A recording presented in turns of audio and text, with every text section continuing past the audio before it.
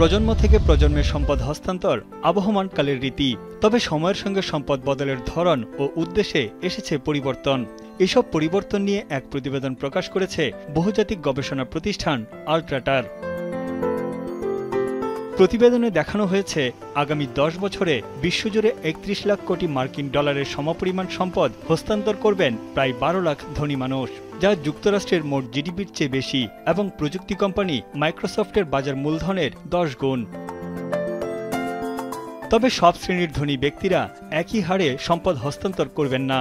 অতি ধনীদের সম্পদ হস্তান্তরের পরিমাণ বেশি, অঞ্চলভেদেও থাকবে এর তারতম্য। এশিয়ায় ধনী মানুষের সংখ্যা বেশি থাকলেও সম্পদ হস্তান্তরে এগিয়ে উত্তর আমেরিকা ও ইউরোপ। সম্পত্তি হস্তান্তর হবে প্রধানত ভাই বোন, নাতি, বন্ধু ও সহযোগীদের মধ্যে। পাশাপাশি একটি অংশ যাবে ব্যবসায়িক অংশীদার ও কল্যাণমূলক কাজে। দানের ক্ষেত্র নির্বাচনে নতুন প্রজন্ম প্রাধান্য দেবে সামাজিক কল্যাণ, শিল্পকলা ও শিক্ষা খাতে।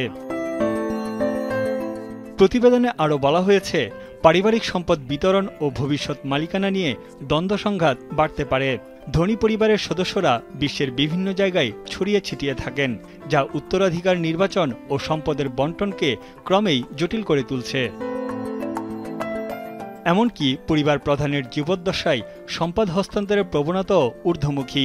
গবেষণা বলছে, সম্পদ হস্তান্তরে সবচেয়ে বেশি লাভবান হবেন 80-র দশকে জন্ম নেওয়া প্রজন্ম, কারণ তারা সরাসরি আগের প্রজন্ম বা বাবার কাছ থেকে সম্পত্তি পাচ্ছেন।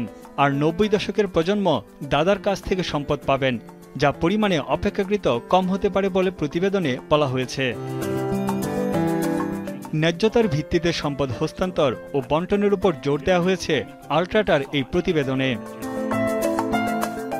তানভীর জনি, এখন বিশ্ব।